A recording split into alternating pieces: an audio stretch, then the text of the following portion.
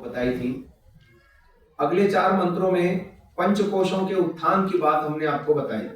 नाभि अन्नमय कोश का केंद्र है, हृदय प्राणमय कोश का केंद्र है, कंठ हमारा मनोमय कोश का केंद्र है और भ्रू मध्य हमारा बीजांडमय कोश का केंद्र है। तो नाभि, हृदय, कंठ, शिरः ये एक्चुअली पर्सनालिटी डेवलपमेंट या व्यक्तित्व विकास की पूर्ण अवधारणा है। हमारे यहाँ वैदिक संध्या में बच्चों को बचपन से ही गुरुकुलों में सिखाया जाता है। व्यक्तित्व विकास 4 ही क्षेत्रों में होता है। एक तो शारीरिक स्वास्थ्य, दूसरी प्राणों की पुष्टि, तीसरा मानसिक विचार धरातल और ज्ञान विज्ञान की वृद्धि। मनुष्य जीवन के उत्कर्ष के या व्यक्तित्व विकास के यही 4 पहलू हैं जो हमको वैदिक संध्या में पंचकोशों के उत्थान के माध्यम से बताए गए। आगे चलते हैं, अगले 2 मंत्र रह जाते हैं, बाहुभ्याम यशोबलम और करतल करपृष्ठ।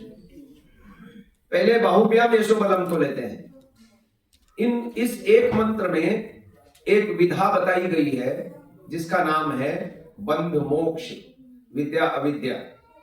आप कहोगे कैसे? महर्षि दयानंद जी ने सत्यार्थ प्रकाश में 9वें समुल्लास में शुरुआत में ही एक मंत्र देते हैं यजुर्वेद का। मंत्र इस प्रकार है, विद्याम च अविद्याम च यस्तद्वेदो भयं सह अविद्यया मृत्युम तीर्त्वा विद्यया अमृतम अश्नुते। अच्छा, इस मंत्र की व्याख्या करते हुए एक विशेष बात उन्होंने लिखी। वहां लिखते हैं, मंत्र का भावार्थ इस प्रकार है, जो विद्या और अविद्या के स्वरूप को साथ साथ जानता है वो अविद्या से मृत्यु सागर को तर करके विद्या से अमृत अर्थात ईश्वर को प्राप्त कर लेता है।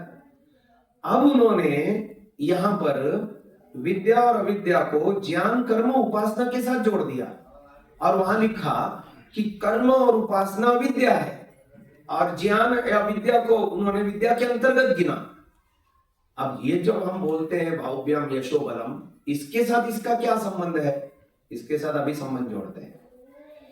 एक भुजा के साथ यश की कल्पना करी, दूसरी भुजा के साथ बल की कल्पना करी, है ना मंत्र में बाहुभ्याम यशोबलम। अच्छा, मैं ये कहता हूं, क्या कोई भी आदमी किसी भी क्षेत्र में बिना कर्म किए, बिना पुरुषार्थ किए, बिना एफर्ट्स किए यशस्वी हो सकता है? हाँ या ना? नहीं। तो इसका मतलब ये हुआ यश के पीछे कर्म छिपा हुआ है। बिना कर्म के यश है ही नहीं। कार्य कारण संबंध है, कारण है कर्म तो कार्य है यश। ठीक हो गया ना? अब आगे चलो। ऐसे ही बल के पीछे क्या छुपा हुआ है? उपासना। आप मंत्र बोलते हो, स्तुति प्रार्थना उपासना का तीसरा मंत्र बोलिए, य आत्मदा बलदा यस्य विश्व प्रशिशम यस्य देवा यस्य छायामृतम यस्य मृत्यु कस्मै देवाय हविषामि। देखिए, हम देखते हैं महर्षि दयानंद जी में इतना बड़ा आत्मबल कहां से आया? ईश्वर उपासना से आया। बड़े से बड़े अंग्रेज अफसर को भी उन्होंने सीधा मुंह पे बोल दिया था, वाइसरॉय को, भारत में इंग्लैंड की तरफ से आए हुए सबसे बड़े अफसर को सीधा मुंह पे कह दिया था, मैं चाहता हूं ब्रिटिश साम्राज्य का अंत हो। अब ये साहस कहां से आया? इतना बड़ा आत्मबल कहां से आया? यह आत्मबल उपासना से आता है। और लिखा भी है ऋषि दयानंद ने इसी मंत्र के तृतीय मंत्र के अर्थ में लिखा है, जो आत्म ज्ञान का दाता, शरीर, आत्मा और समाज के बल का देने हारा है।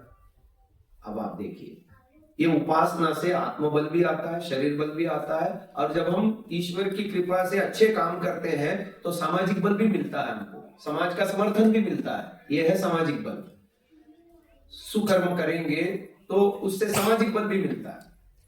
तो आप देखिए, बल के पीछे छुपी है उपासना और यश के पीछे छुपा है कर्म। कर्म और उपासना ये दोनों अविद्या है। अविद्या से संसार सागर को तर के विद्या से मोक्ष प्राप्ति की संकल्पना बाहुभ्याम यशोबलम इस मंत्र के द्वारा अभिव्यक्त है। अब अंतिम मंत्र बचा करतल करपृष्ठ। अब देखिए, हाथों को देखते ही हमको ईश्वर की संरचना, ईश्वर का संदेश समझ में आता है। इसमें क्यों प्रार्थना करी गई करतल करपृष्ठ? ये तो बहुत सामान्य अर्थ हो जाएगा कि मेरा करतल करपृष्ठ स्वस्थ हो। ये तो बहुत सामान्य अर्थ हुआ। इसके पीछे गूढ़ अर्थ ये है कि आप देखिए, परमात्मा ने ये हाथ हमको कर्म करने के लिए दिए, है ना? पैरों से हम गमनागमन करते हैं और हाथों से क्या करते हैं? कर्म करते हैं। कर्मेंद्रिय है, वैसे ही दोनों, पैर भी कर्मेंद्रिय, हाथ भी कर्मेंद्रिय है, पर पैरों से कर्म नहीं करते, हाथों से कर्म करते हैं। अच्छा, कर्म करने का अधिकार करतल को दिया है या करपृष्ठ को दिया है? करतल को दिया है। दोनों में क्या अंतर नजर आ रहा है? करतल की त्वचा करपृष्ठ से अधिक स्याह है और करतल की उजली है ना। गोरे से गोरे आदमी में भी थोड़ा सा तो फर्क दिखेगा, है ना, और काले आदमी पे तो स्पष्ट दिखता है, श्याम वर्ण व्यक्ति का स्पष्ट दिखता है, अब गोरे आदमी का भी थोड़ा बहुत तो फर्क होता ही है। इसका मतलब क्या हुआ? अच्छा, ये उंगलियां परमात्मा ने ऐसी बनाई कि एक तरफ ही मुड़ती है, पीछे नहीं मुड़ती, और इसीलिए हम कर्म करतल वाले भाग से ही कर पाते हैं, कर पृष्ठ वाले भाग से नहीं कर पाते। तो परमात्मा ने कर्म करने का आदेश ये उजले वाले भाग से दिया। हमारे कर्मों की भी दो गतियां हैं, एक पाप कर्म और एक पुण्य कर्म, यानी हम शुभ कर्मों को ही करें। अच्छा, आप देखते हैं एक हाथ में 5 उंगलियां हैं, दूसरे हाथ में 5 उंगलियां हैं। ऐसे ही हमको काम करने के भीतर के 5 इंद्रियां रूप साधन दिए हैं, 5 ज्ञानेंद्रियां दी हैं और 5 कर्मेंद्रियां दी हैं। तो मेरे को एक वेद मंत्र याद आता है, उस वेद मंत्र में एक एक वेद की तुलना एक एक चीज से की है शरीर के अंदर। उस मंत्र में लिखा है, ऋचम वाचम प्रपद्ये, मनो यजुः प्रपद्ये, साम प्राणम प्रपद्ये, चक्षुः श्रोत्रम प्रपद्ये। क्या मतलब इसका? ऋग्वेद का संबंध वाणी से जोड़ा गया, यजुर्वेद का संबंध मन से जोड़ा गया, प्राणों का संबंध सामवेद से जोड़ा गया, और अथर्ववेद का संबंध इंद्रियों से जोड़ा गया, चक्षुः श्रोत्रम प्रपद्ये। क्या मतलब है इसका? इसको इंद्रियों का अथर्वण कहते हैं। चौथा वेद अथर्ववेद है ना। थर्व कहते हैं कंपन को, वाइब्रेशन, स्थिति विचलन, और अथर्व माने स्थैर्य, संतुलन। थर्व माने कंपन, स्थिति विचलन, वाइब्रेशन, और अथर्व माने स्थैर्य एवं संतुलन। तो इंद्रियों के साथ इसका संबंध जोड़ने से क्या मतलब निकल आया? 5 ज्ञानेंद्रियां और 5 कर्मेंद्रियां। ये करतल में देखिए 5 उंगलियां दी हैं, एक हाथ में दूसरे हाथ में, और वैसे भी हम लोग एक हाथ से सक्रिय होते हैं और एक हाथ से उतना सक्रिय नहीं होते हैं ना। राइटिंग में देखिए, किसी का राइट, कोई लेफ्टी हो तो बात अलग, तो राइट से नहीं दिखता है ना। तो 5 ज्ञानेंद्रियों के प्रतीक है, 5 कर्मेंद्रियों के प्रतीक है, और इंद्रियों के साथ अथर्वण की बात से यह सिद्ध हुआ कि हम ये इंद्रियां दोनों तरफ जा सकती हैं, धर्म में भी जा सकती हैं और अधर्म में भी जा सकती हैं। आंखों से गलत भी देख सकते हैं, अच्छा भी देख सकते हैं, ऐसे ही कानों से, ऐसे ही वाणी से, हाथ पैर इंद्रियां, त्याग द्वार दोनों ही कर्मेंद्रियां हैं, इनका सदुपयोग भी है और दुरुपयोग भी है। हम दुरुपयोग न करें, ये है चक्षुः श्रोत्रम प्रपद्ये। इंद्रियों का अथर्वण सिद्ध करें। अथर्वण यानी अधर्माचरण में विचरने वाली इंद्रियों को धर्माचरण में प्रयुक्त करें। सुशारथिरश्वानि वयन् मनुष्यान् नेनीयते भीषुभिर्वा जिनकिव हृत्प्रतिष्ठं यदजिरं जविष्ठं तन्मे मनः शिव संकल्पमस्तु। यहाँ तन्मे मनः शिव संकल्पमस्तु का अर्थ करते हुए ऋषिदानी ने लिखा, मैं अपने इंद्रियों को अधर्माचरण से रोककर धर्माचरण में प्रवृत्त करूं। ये है, तो ये मंत्र पूरा हो गया। अब ये जो हमने पहले मंत्र में, आचमन मंत्र में संकल्प किया था कि मैं भोग यानी अभीष्टये और अपवर्ग यानी पीतये के लिए संकल्प करता हूं ताकि मैं अपने जीवन में अध्यात्म पथ में आगे बढ़ता रहूं। तो कैसे आगे बढ़ेंगे, ये 4 बातें आ गई अगले मंत्र में, जो अभी मैंने मंत्र पिछले वाले सत्र में, कल के सत्र में और आज के सत्र में पूरा कर दिया। इस मंत्र में बताया कि हम 7 ऋषियों द्वारा जीवन में ब्रह्म ही ब्रह्म भरे, अशुभ न भरे, आंखों से भद्र देखें, कानों से भद्र सुने, फिर प्राणों की बात, फिर चक्षु की बात, हमने साधना पक्ष भी बताया इन सब का कल। और आज मैंने जो सारी बाकी के मंत्रों की भी व्याख्या करी। अब आगे बढ़ते हैं, संध्या में अगले मंत्र आते हैं मार्जन मंत्र। मार्जन मंत्र और प्राणायाम मंत्र, इन दोनों का परस्पर संबंध है। आप शब्दावली भी देखेंगे प्राणायाम मंत्र में, ओम भू, ओम भुवः, ओम स्वः, ओम महा, ओम जना, ओम तपः, ओम सत्यम, ये शब्द ज्यों के त्यों मार्जन मंत्र में भी हमें दिखाई देते हैं।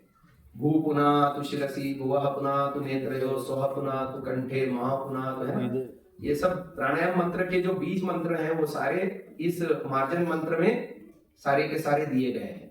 इसका मतलब दोनों का इंटरकनेक्शन है। क्या कनेक्शन है? महानुभाव, साधना द्विचक्रीय होती है। एक आरोह क्रम होता है और एक अवरोह क्रम होता है। आरोह माने चढ़ना, अवरोह माने उतारना। संगीत में भी होता है ना, आरोह क्रम होता है, अवरोह क्रम होता है। सारे गा मा पा धा नी, सा नी धा पा मा गा रे, है ना, आरोह अवरोह क्रम होता है। तो ऐसे ही साधना में भी होता है। साधना का आरोह क्रम क्या है? प्राणायाम मंत्र है, वो नीचे से ऊपर जा रहा है। सुषुम्ना में मैंने पहले दिन एक आपको बात कही थी ओंकार की व्याख्या करते हुए। सुषुम्ना में 7 केंद्र हैं, ऊर्जा केंद्र हैं। ऋषि दयानंद ने प्राणायाम में उनका विनियोग किया है। सबसे नीचे पायु नामक स्थान में ओम भू मंत्र बोला जाएगा। उपस्थ नामक स्थान में ओम भुवः मंत्र बोला जाएगा। नाभि चक्र में ओम स्वः बोला जाएगा। हृदय में ओम महा बोला जाएगा। कंठ में ओम जनः बोला जाएगा। भ्रू मध्य में ओम तपः और तालु में ओम सत्यम। क्या है इसका रहस्य? यह रहस्य हमको वेदों से पता चलता है।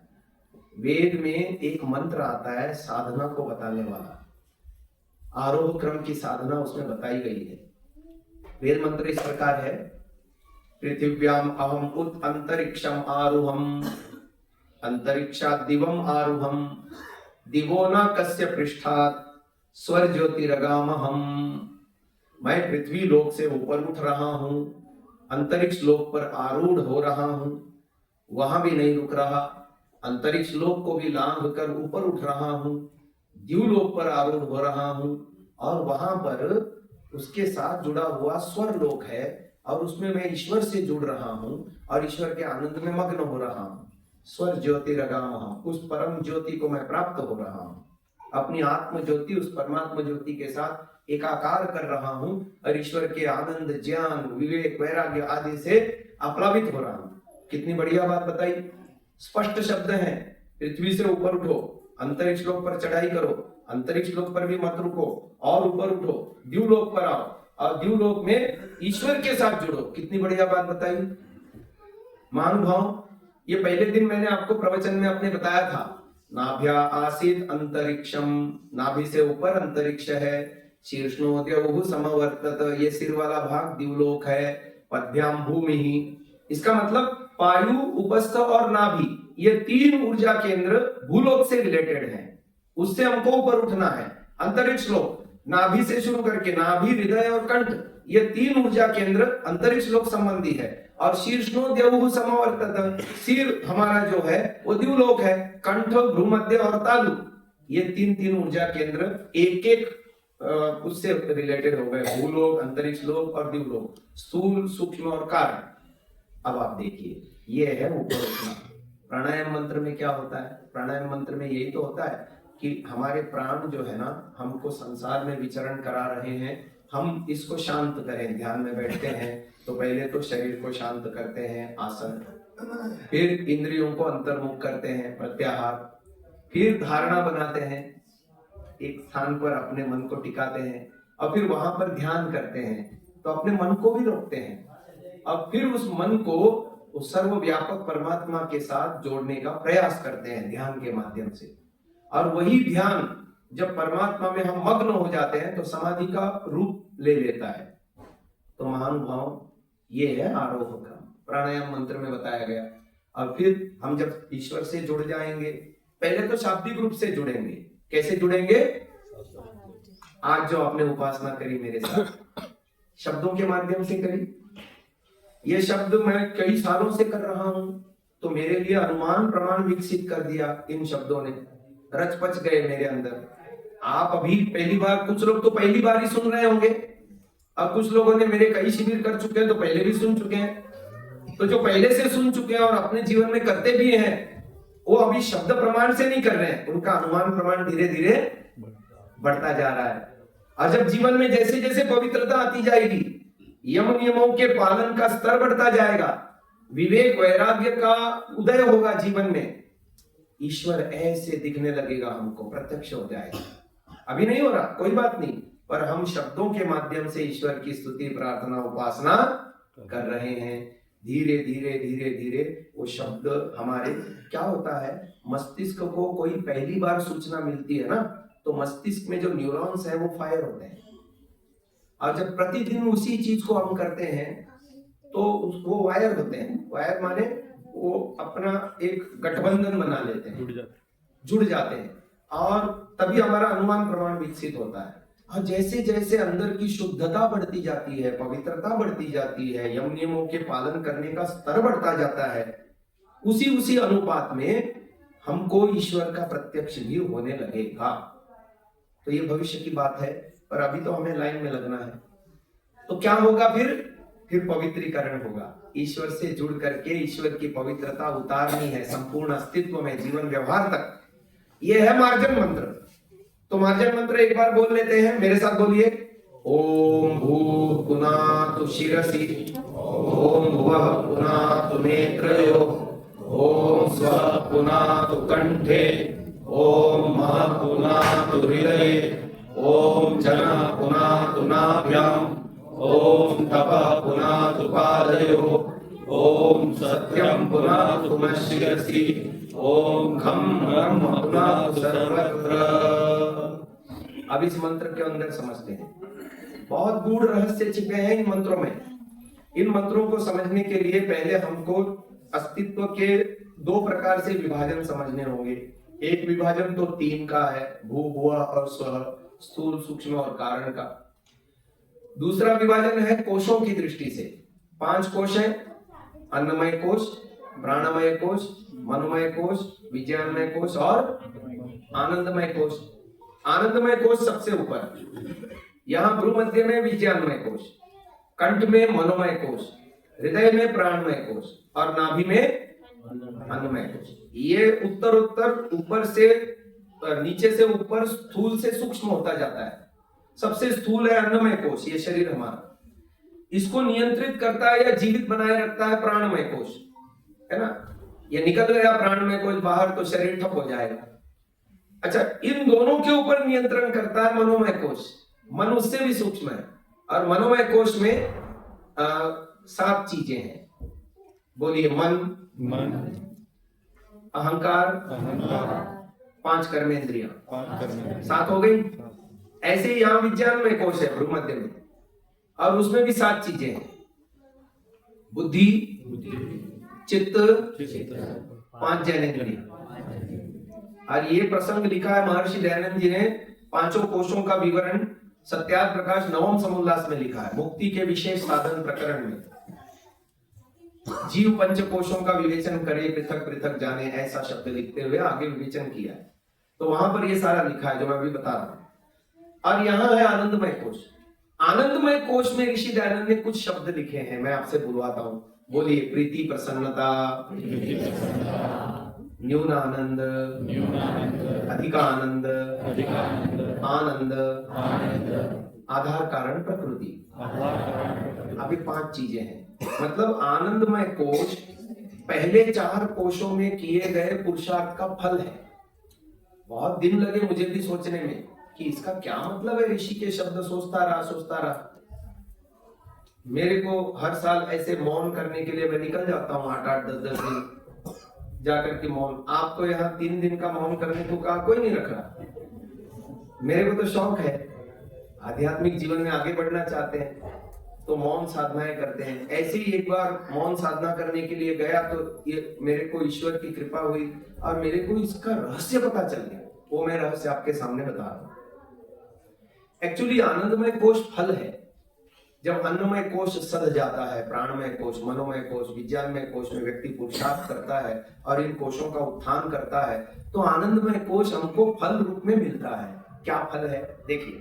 पहले जो 3 शब्द ऋषि ने लिखे, पहला शब्द है प्रीति प्रसन्नता, वो है स्तुति का फल।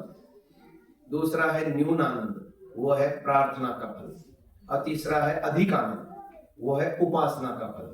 और बचे हुए जो 2 हैं, आनंद और आधार कारण प्रकृति, ये क्रमशः संप्रज्ञात और असंप्रज्ञात समाधि, जिसका योग दर्शन में वर्णन किया है। यानी हम तो सामान्य व्यक्ति हैं, जिसकी समाधि लगती है तो पहली समाधि वैराग्य होने पर, है ना, अपर वैराग्य होने पर व्यक्ति को पहली समाधि लगेगी संप्रज्ञात समाधि, उसका फल है आनंद। और जब पर वैराग्य हो जाएगा, गुणों से भी वितृष्णा हो जाएगी और पर वैराग्य हो जाएगा, उसके बाद असंप्रज्ञात समाधि लगेगी, उसका फल है आधार कारण प्रकृति। जीवात्मा परमात्मा के साथ जुड़ करके उसके आनंद का भोग करेगा सीधा सीधा, उसमें फिर मन कारण नहीं होगा। अब आप देखिए महानुभाव, ये आनंदमय कोश तो कहा भू पुनः तु शिरसी, प्राणों का पूर्ण उत्थान होने पर। अब देखिए 7वां चक्र है ये, और स्तुति प्रार्थना उपासना में ऋषि दयानंद ने 7वां मंत्र क्या दिया, यत्र देवा अमृतम आनशाना तृतीय धामन अध्यययन्त। तीसरा धाम कौन सा है, स्वह धाम है, भू भुवः स्वः। उस तीसरे धाम में जहां सुख, नित्य सुख दुख से रहित नित्यानंद युक्त मोक्ष स्वरूप धारण करने हारे परमात्मा में मोक्ष को प्राप्त होके विद्वान लोग स्वेच्छा पूर्वक विचरते हैं। ये ऋषिकृत भाष्य है ना, वो वाली स्थिति है। भू पुनः तु शिरसी, मैं भी अपने प्राणों का उत्थान कर पाऊं। किसके प्राणों का उत्थान नहीं होता, जो राग द्वेष में फंसा है, जो अविद्या में संलिप्त है, जिसके जीवन में स्वार्थ है, जिसके जीवन में ऐष्णाएं हैं, उसके प्राणों का उत्थान प्रॉपर नहीं हो पाता। और ये एक दिन में नहीं होगा, क्रमशः होगा। रोज प्राणायाम करेंगे, थोड़ी थोड़ी अविद्या हटेगी, थोड़ा थोड़ा कचरा हटेगा, थोड़ा थोड़ा मैल हटेगा, और ऐसे पवित्रता होती जाएगी। रोज करना पड़ेगा, 3 आश्रमों में करना पड़ेगा। ब्रह्मचर्य आश्रम में सीखना पड़ेगा, गृहस्थ आश्रम में जारी रखना पड़ेगा, वानप्रस्थ आश्रम में उसको और गति देनी होगी, तब जाकर के कहीं संन्यास आश्रम की योग्यता प्राप्त होगी और वो पवित्रता आएगी जीवन में। फिर कह सकते हैं भू पुनः तु शिरसी, वो पवित्रता आएगी जीवन में। स्तुति प्रार्थना उपासनाओं के माध्यम से हे परमपिता परमात्मा, मैं भी आपके स्वरूप को एकाग्र और निरुद्ध समाधि में जान सकूं, ये है भू पुनः तु शिरसी। अब यहाँ कौन सा कोश मैंने बताया था, विज्ञानमय कोश। विज्ञानमय कोश में क्या क्या चीजें हैं, बुद्धि, चित्त, 5 ज्ञानेंद्रिय। अब आप देखिए यहां पर जब नीचे से ऊपर आते हैं ना, तो मंत्र आता है ओम तपः। क्या मंत्र आता है, ओम तपः। देखो करके देखो, भू ओम भू, वायु में ओम भुवः, उपस्थ में नाभि में ओम स्वः, हृदय में ओम, कंठ में जन, और भ्रूमध्य में तपः आता है ना। तपः का अर्थ करते हुए ऋषि दयानंद ने लिखा ईश्वर ज्ञान स्वरूप है, और लिखा दुष्टों का दंडदाता है। और कैसे दंडदाता है, अब देखो वह पुनः तु नेत्रयो हो, परमात्मा से प्रार्थना की गई है, हे परमात्मा आप भुवः, सब दुखों से छुड़ाते हो। भाई दुख कब मिलता है, दोष करने पर मिलता है, पाप करने पर मिलता है, त्रुटि करने पर मिलता है। कैसे मिलता है, ये देखो यहाँ पर चित्त है, हम चित्त में जो संग्रहित करते हैं, अच्छा संग्रहित किया तो हमको अच्छा मिलेगा, और बुरा संग्रहित किया तो कुसंस्कार बढ़ाएंगे तो दुखी होंगे, और सुसंस्कार बढ़ाएंगे तो प्रसन्न रहेंगे। अब ये आपके ऊपर है, आप किसको चुनना चाहते हैं। रजोगुण को चुनेंगे तो दुख से नहीं बच सकते, तमोगुण को चुनेंगे तो दंड से दुख से बच नहीं सकते, और सत्वगुण को चुनेंगे तो ऊपर उठेंगे पापों से, दुखों से, कुसंस्कारों को। तो ये प्रार्थना है ईश्वर से इस जन्म में और पिछले जन्मों में भी, जो हमने राजस तामस मन इकट्ठा किया है कुसंस्कारों के रूप में, अविद्या के रूप में, हे परमात्मा आप उसे दूर करो, अर्थात मैं उसका क्षय कर पाऊं। कैसे क्षय होगा, देखिए जो बीज किसान प्रयोग नहीं करता, कालांतर में वो बीज क्या हो जाते हैं, सड़ जाते हैं ना, खराब हो जाते हैं। ऐसे ही जो जिन कुसंस्कारों को हम काम नहीं लेंगे, है अंदर अपने, राग के भी, ईर्ष्या के भी, द्वेष के भी, क्रोध के भी, काम वासना के भी, और बुराइयों के भी, आलस्य प्रमाद के हैं, उनसे काम नहीं लेंगे। और किन से काम लेंगे, जो अच्छे संस्कार हैं, ध्यान के, उपासना के, स्वाध्याय के, प्रेम से रहने के, अनुशासन के, धर्म के पालन के, बड़ों के आज्ञा पालन के, विनम्रता के, सादगी के, पवित्रता के, तप के, त्याग के, उदारता के, ये जो संस्कार है इनको तो बढ़ावा देंगे, और उन संस्कारों को जो बुरे हैं उनसे तटस्थ बने रहेंगे, उनसे उपयोग नहीं लेंगे, तो क्या हो जाएगा, उनकी मात्रा कम रह जाएगी और इनकी मात्रा, ऐसे हम दुखों से पार कर जाएंगे। भुवः पुनातु नेत्रयोः। मेरे विज्ञानमय कोश को पवित्र कर दीजिए हे परमात्मा। जन्म जन्मांतर के संस्कार जो लेके आया हूँ और इस जन्म में भी जो इकट्ठे किए हैं, उन बुरे संस्कारों के प्रति मैं तटस्थ हो पाऊं, उनसे मैं काम न लूं और इस जीवन में अच्छे संस्कारों का और आधान करता जाऊं। इससे मेरे जीवन में दुख क्या होंगे, धीरे धीरे, ये है भुवः पुनातु नेत्रयोः। अब नीचे आइए, यहाँ कौन सा कोश बताया मैंने, मनोमय। कौन सा कोश बताया, मनोमय कोश में मन है और चित्त है, मन है, अहंकार है और 5 कर्मेंद्रियां हैं। अब देखो, योग दर्शन में योग की प्रवृत्ति होने के लिए चित्त प्रसादनम एक बात कही गई है और उसके लिए कई सारे उपाय बताए हैं।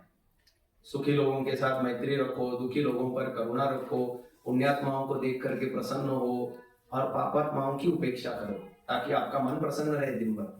मन प्रसन्न रहेगा तो योग में लगा पाओगे, योगस्य चित्तवृत्ति निरोध कर पाओगे। और मन ही दुखी है और मन में ही ऐष्णाएं हैं, मन में ही स्वार्थ है, राग द्वेष भरा पड़ा है, तो योग में आपका लगेगा नहीं, मन अधीर हो उठेगा, ध्यान में अच्छा मन नहीं लगेगा या किसी भी पुण्य कर्म में मन नहीं लगेगा। तो चित्त की प्रसन्नता बहुत आवश्यक है। तो स्वह, हे ईश्वर आप आनंद स्वरूप हैं, मैं भी दिन भर आपके साथ जुड़ा रह करके प्रसन्न रह पाऊं, ताकि जब भी उपासना करने बैठूं कोई बाधा ना हो, है ना। स्वह पुनातु कंठे तन्मे मनः शिव संकल्प, मेरे मन को शिव संकल्प में बना दो। कल भी मैंने आपको कहा था, शिव संकल्प मंत्रों में 7वें समोल्लास में महर्षि दयानंद जी ने जो अर्थ बताया है और मैंने आपके इस पुस्तक में भी दिया है शयनकालीन मंत्रों को लेकर के, उसमें मैंने वो ऋषिकृत अर्थ भी दिया है, सत्यार्थ प्रकाश वाला, पढ़िए आप उसको। हर मंत्र में अलग अलग अर्थ किया है, वो सारा कंठस्थ कीजिए, हर एक मंत्र का अलग अलग, और फिर आत्मनिरीक्षण करते हुए देखिए मैं अपने मन को ऐसा कर पा रहा हूं या नहीं, और कहाँ त्रुटि हो रही है उसको देखिए और उन छिद्रों को ढांपने का प्रयास कीजिए। धीरे धीरे धीरे धीरे करते करते करते स्वह पुनातु कंठे हो जाएगा जीवन में, दिन भर प्रसन्न रह पाओगे। बाहर की चीजें आपको प्रभावित नहीं करेंगी। श्री रामचंद्र जी के जीवन को हम देखते हैं, पिता ने कहा कल तैयार होके आना, सुबह सुबह आपका राज्याभिषेक होना है। अब वो तैयार होके आ गए श्री रामचंद्र, और इधर कुछ तो दूसरा ही हो गया, सारा सिनेरियो पलट गया, पूरा राज्य छीन रहा है। राज्य छीना तो छीना, सारे राजसी ठाट बाट भी छीन रहे हैं। जंगल में जाओ, वन में तप करो, 14 साल तक जंगल में रहो। अच्छा, राज्य मिल रहा है तो कोई खुशी नहीं, मतलब खुशी तो है पर वैसी नहीं कि आदमी जो है ना खुशी से नाच उठता है, पागल हो जाता है ना। लोगों को खुशी के बारे में हार्ट अटैक आते हैं, ऐसा कुछ नहीं घटा श्री राम के जीवन में। अच्छा, अगले दिन राज्य छिन गया, जरा भी दुख नहीं। वो कैकेयी बताती है, दशरथ तो बता भी नहीं पाए, कैकेयी बताती है, तो कैकेयी को कहते बस मां इतनी सी बात, तुम्हारे लिए तो मैं अपना पूरा जीवन दे सकता हूं, ये राज्य क्या है, और मेरा भाई भरत यदि राज्य करे तो मेरे लिए इससे बढ़िया और क्या बात हो सकती है। मैं खुशी खुशी भरत को राज्य देने को तैयार हूं, अब पिता की आज्ञा अनुसार वन जाने को तैयार हूं। क्या स्थित प्रज्ञता है देखो। तो ऐसे बाहरी झंझावातों से आपका मन विचलित न हो, ये है स्वह पुनातु कंठे। चाहे खुशी आए जीवन में, चाहे दुख आए जीवन में, दोनों अवस्था में आपका मन शांत हो, प्रसन्न हो, यह स्थिति है स्वह पुनातु कंठे। अब चलिए आगे, महा पुनातु हृदय। एक प्रसिद्ध श्लोक है, आपने भी सुना होगा, विद्यते हृदय ग्रंथि छिद्यन्ते सर्व संशया क्षीयन्ते चास्य कर्माणि तस्मिन् दृष्टे परावरे। हृदय की अविद्या रूपी गांठें जब छिन्न भिन्न हो जाती हैं और क्या हो जाता है, छिद्यन्ते सर्व संशया, सारे संशय मिट जाते हैं, और सकाम कर्मों के बंधन जब शिथिल हो जाते हैं तब भीतर बाहर परमात्मा का दर्शन होता है। ये है महा पुनात हृदय। महा शब्द का अर्थ करते हुए ऋषि दयानंद ने लिखा, हे प्रभु आप महान हो, पूज्य हो, प्रापणीय हो, मैं भी आपको प्राप्त करूं।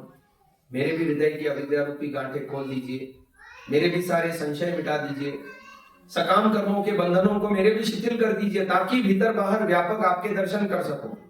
और ऋग्वेदादि भाष्य भूमिका में उपासना प्रकरण में ऋषि दयानंद ने ये हृदय ही वह स्थल बताया है जहां परमात्मा का साक्षात्कार होता है। नाभि से ऊपर, कंठ से नीचे, दोनों स्तनों के बीच में वो स्थान है, वहां पर ध्यान करने से ईश्वर मिलता है। इसके अलावा और कोई मार्ग या स्थान नहीं है, ये भी शब्द लिखा है वहां। तो महानुभाव महापुनातु हृदय हो गया। अब यहाँ नाभि में अन्नमय कोश है, जनः पुनातु नाभ्याम। जनः सकल जगत का उत्पादक, हे सकल जगत के उत्पादक, मेरे अन्नमय कोश को पवित्र कर दीजिए। क्यों?